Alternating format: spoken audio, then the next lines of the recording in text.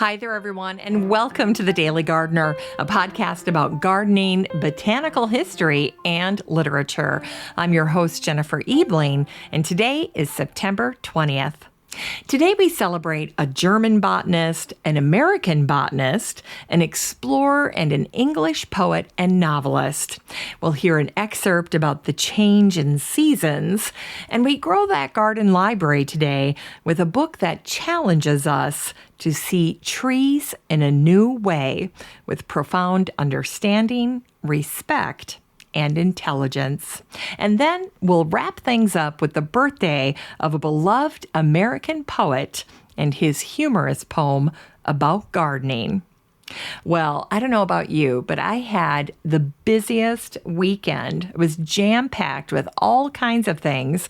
My brother and sister-in-law came up to visit me up at the cabin, and we were supposed to go to a local celebration called Stagecoach Days. That was the excuse for getting them up to the cabin, and we ended up doing a ton of things that had nothing to do with Stagecoach Days. But two items I wanted to bring to your attention, especially if you're a local listener and you're in Minnesota and you're close to the Twin Cities. I'll bring two of these locations to your attention. Maybe you can add them to your weekend getaway list. The first is Winehaven Winery. This is a beautiful winery. It's located in Lindstrom. It is, I think, the most beautiful winery I've been to in the Midwest. They do weddings, and I tell you what, I would get married there or remarried there. It is absolutely gorgeous. And you know, this year, the grapevines look great in Minnesota. And this winery really does it right because as you're driving up the hill to get to the winery, on both sides of the drive, you are flanked by these beautifully manicured grapevines with, at this time of year, incredible lushness, incredible greenery. And it was one of those moments of serendipity because the winery was just closing. We got there around 5 o'clock. But one of the workers came out to our car and said, you know what, come on in. We can't give you a full flight or all of the normal things we do as part of our signature hospitality, but we can give you a couple of samples of different wines, and we'd love to sell you some wine. So wasn't that nice? In any case, we went in, and the inside is as beautiful as the outside. The people were lovely. And I asked this gentleman two questions. What's your best white wine? Because I drink white wine. And then tell me about the little bee, because a single solitary bee is their logo. And he said, well, let me tell you about the wine first. And he recommended a wine called Nicolette, which is a name that has great meaning. It's a historical name. It's part of Minnesota history, but I won't go into all of that. But I did taste and then buy a bottle of this white wine called Nicolette. It's wonderful. And then he told me the story of their logo, which is this beautiful, simple drawing of a bee. And it's because this winery actually started out as an apiary. They were selling honey, and then they transitioned into becoming a winery. And I think they still do some honey-related work. I'm not sure. Don't quote me on it. But I thought that was so cute and made for an adorable logo. And oh my gosh, even the little bags that they used to put their merchandise in, it was just so cute. And they have a little yellow honeycomb on them. So their marketing is spot on. The location, I just don't think it can be beat. I think it's in my top 10 for beautiful spots in Minnesota. It's just something we stumbled on. My neighbor, actually up in Wyoming, told me about it. And so I just pointed it out and I said, let's go. And we just stumbled on it, and it's just unbelievable. So if you've had a chance to go, you're probably smiling and nodding right now in the car or in the garden, wherever you are. If you haven't had a chance to check out Winehaven Nursery in Lindstrom, you really should. It's wonderful. All right. And then the second place that we were able to go was Lint's Pumpkin Patch. The Lint family pumpkin patch. Lint, the last name, is spelled Lendt. Good German spelling there. Now, my sister-in-law was passionate and adamant. We had to go to this pumpkin patch. In fact, when I diverted us and said, let's stop at the winery really quick, I could tell she was getting just a little irritated because she really did not want to miss the pumpkin patch. But we made it there just in time. I think their hours go until sunset. So whenever that is every day, that's when it closes. And we just happened to get there yesterday on their opening day, which was very fortuitous because this is a pick your own pumpkin patch. Now, they do have pumpkins that they have sorted and arranged. They're up at the front. And so if you don't want to go pick your own, they have pumpkins that are available to you in all kinds of sizes and colors. They have gourds. They have birdhouse gourds that I haven't seen in a long time. Beautiful white birdhouse gourds that were drying upside down. They have sheaths that are put together that you can use as part of your fall centerpiece or your fall staging outside of your home on your porch or what have you. In fact, I talked to the owner's grandson, wonderful little guy. He was about 12 years old. He happened to be working with the kettle corn, and he talked about how he put the sheaths together and going out there with a scythe and cutting it all down. So fascinating talking to him. And then my sister-in-law talked to the owner and got the scoop on the pumpkins. And they said, go into the patch, take a left, and go follow the road down through the dip. And if you go way to the back there, you will see all kinds of really awesome pumpkins. Some of them were blue, kind of a blue-green. I mean, just the most beautiful pumpkins with the most incredible ridges. I mean, we were just going crazy. And guess what? Every pumpkin, no matter how big or small, in that patch for the pick your own was $5. I mean, it was like a smorgasbord of pumpkins. It was unbelievable. And the variety. So let's see. There were the beautiful blue-green. I could not stop thinking about them. I went back this morning and got some for myself because I did not want to use up my trunk space. I wanted to let my brother and sister-in-law get the pumpkins that they wanted first because I'm close to there. I can go back anytime. But so we filled up the trunk, and I did get one pumpkin. Or actually, I got two. I got two pumpkins for myself. One I just called Big Bertha. Huge, beautiful, round pumpkin. I mean, just incredible. It's probably the nicest pumpkin I've ever gotten. And then one of the weirdest pumpkins I've ever gotten. In fact, I was looking up, Martha Stewart had this visual guide to pumpkins, and I think this is a French heirloom pumpkin, and you're supposed to have kind of this bumpy exterior and then have a little bit of orange sneaking through, and then more of this, it almost is like a rind, like a cantaloupe rind is what it looks like on the outside, but you're supposed to see some orange in between. Well, the one that I got was just loaded. It almost looked like, if you think of a peanut shell, it looked like it was covered in peanut shells. I just fell in love with it. My sister-in-law and my brother called it the brain pumpkin because it kind of looked like that. I just couldn't get it out of my mind. I'm like, I've got to grab that pumpkin. So those were the two that I got. They got incredible white pumpkins, orange pumpkins, every possible kind of orange pumpkins, blue pumpkins. One of the pumpkins, the bottom of the pumpkin looked like an elephant foot. It was just the craziest pumpkin. I'm like, well, I would set that thing upside down and let people see the bottom of it because it's just too spectacular. The top of it was nothing special, but the bottom of it, that's what I saw when I was going through the pumpkin patch. And I'm like, oh, that's the one. We've got to get that. We have to add that one. And of course, none of us were dressed to be going through a pumpkin patch. The soil was so incredibly soft. I would liken it to beach sand. I'm not kidding. Up there, it's sandy soil anyway, but this soil, oh my gosh, it was so incredible. What a wonderful place for these pumpkins to grow. It was tough to pull the wagon though. We were just loading up. We were going crazy buying pumpkins and then loading them in the car. And if my brother hadn't have been with, I would not have been able to get some of those pumpkins, or I wouldn't have been able to have anybody get them because I couldn't have lifted them. They were just way, way too big. Today, when I went back and got pumpkins for myself, honestly, I did not get these huge, huge pumpkins. I just can't deal with that. I can't lift them, navigate them, that kind of thing. And so I was just looking for variety. And I tell you what, I just continued to ooh and ah over those beautiful blue-green pumpkins. Oh my goodness. They are incredible. Let me see here. The white ones, I think, are called cotton candy pumpkins. Great name. Beautiful, beautiful pumpkins.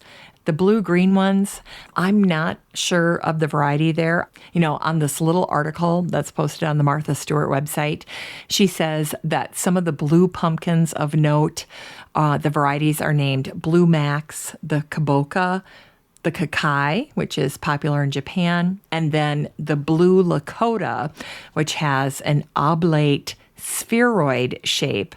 I don't think it was the Blue Lakota. I have to say, actually, there were a couple of them that were almost box-shaped, if you can believe that. They were just striking. So here's the deal. If you're in Minnesota, I have been to a number of orchards. They weigh the pumpkin, and you can spend a fortune on just a handful of pumpkins. But if you really want to have a fun outing, go up to Lentz in Wyoming, Minnesota. You can go out in the field, pick your own, any pumpkin, big, small, whatever color, anything you fall in love with, it's all $5. And if you don't want to go out in the field, they've got them individually priced. I think most of them were around $10 that I saw. So go check it out. They've got gourds of every possible thing. And they've got a beautiful hayride. It's not a haunted hayride. It's just a fun hayride. They've got some food trucks. They've got some fun stuff there. Really wonderful stuff for the kids. Unbelievable Halloween artwork. You'll have a blast. All right, that's it for all of my updates about the weekend here. Let's get to today's curated news.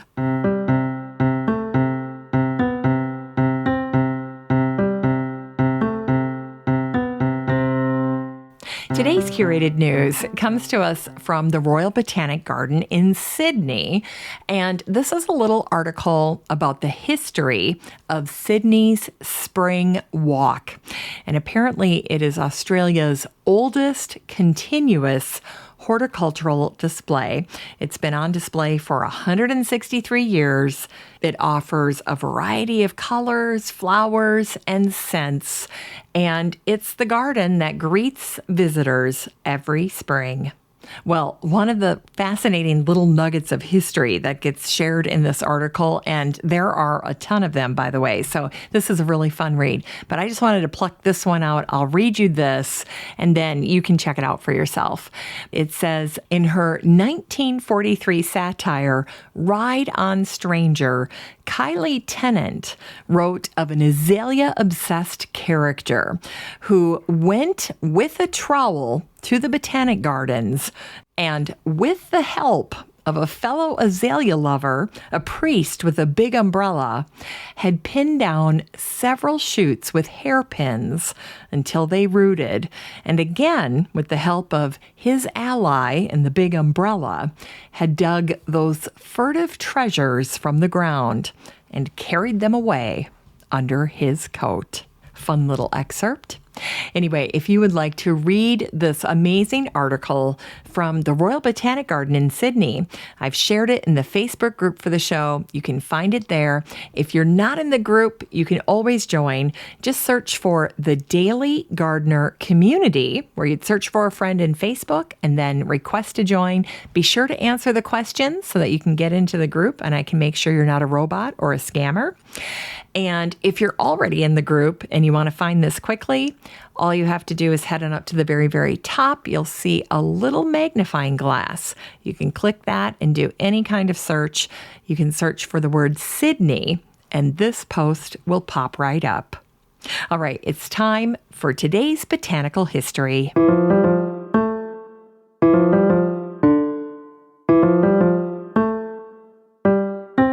Here's botanical history for today, September 20th. Well, it was on this day in 1552 that Lorenz Scholz von Rosenau, the German botanist, polyglot, or speaker of many languages, and physician, was born. He translated Greek and Arabic medical references along with other European texts, and he created a master medical reference, which was very needed back in 1552, as you might imagine. Now, this book that Lorenz wrote helped educate people about the plague, something folks were very concerned about at the time. In fact, this work earned Lorenz a coat of arms and a title, and so that's how he ends up being called Scholz von Rosenau. And I had to keep reminding myself that this was back in the 1500s, in a time when people were afraid of things like nightshade plants.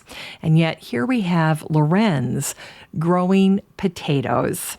Lorenz had a large 7-acre garden that he divided into 4 main quadrants, and then he connected those 4 big areas with paths. A man after my own heart. And right there in the middle of his garden, where all the paths converged, he built a large dining hall and art gallery to entertain his guests. So something on a much grander scale than just a greenhouse or a she shed, something we might see in gardens today. And today is the birthday of Mary Sophie Young. She was born on this day in 1872. She was an American botanist and explorer, and she was born in Glendale, Ohio. She had 7 older brothers who she credited for her toughness, and I think rightly so. After getting her PhD, Mary Sophie Young was put in charge of the Austin Herbarium in Texas. And one of the more interesting facts about Mary Sophie Young is that she concealed her gender by signing most of her correspondence and some of her work with M.S. Young. And she got a kick out of people who would write to her and, of course, assume that she was a man. She got a lot of respect that way, and she never let on.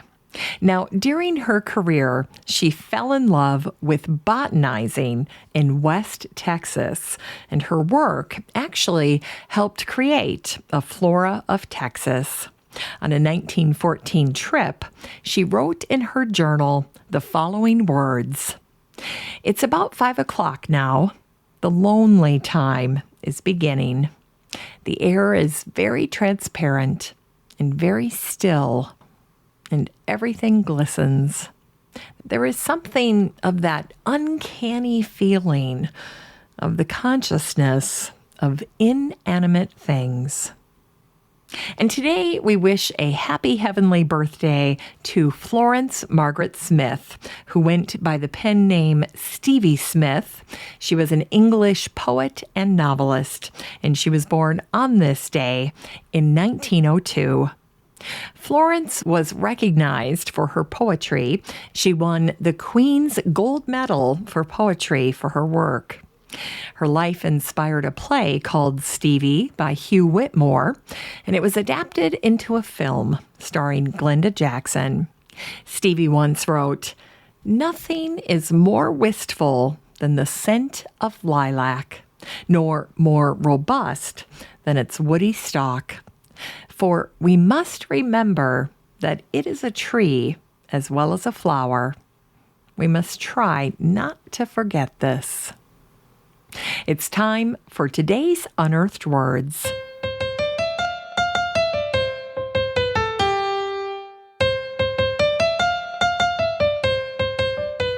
Today's Unearthed Words come to us from Patricia Rezai.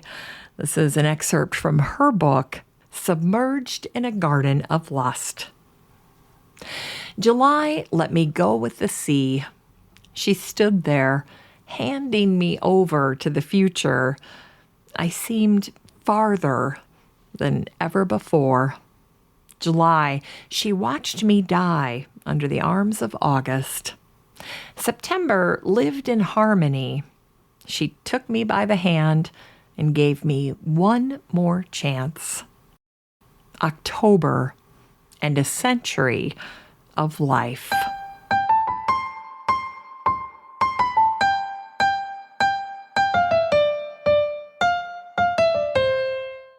It's time to grow that garden library with today's book, To Speak for the Trees by Diana Beresford Kroger. This book came out in 2019, and the subtitle is My Life's Journey from Ancient Celtic Wisdom to a Healing Vision of the Forest. A Canadian botanist, biochemist, and visionary, Diana won the 2019 Sigurd F. Olsen Nature Writing Award for this very book, which shares her family's Celtic ancestry, along with a deeper perspective on trees and their communities, what we call forests. Diana shares why trees matter, the role that they play in solving our climate change crisis, yes please, and a path toward a greater appreciation for these quiet giants of our planet. This book is 304 pages of a tree celebration and a cautionary plea to recognize and safeguard and utilize their value to all of us. You can get a copy of To Speak for the Trees by Diana Beresford Kroger and support the show using the Amazon link in today's show notes for around $16.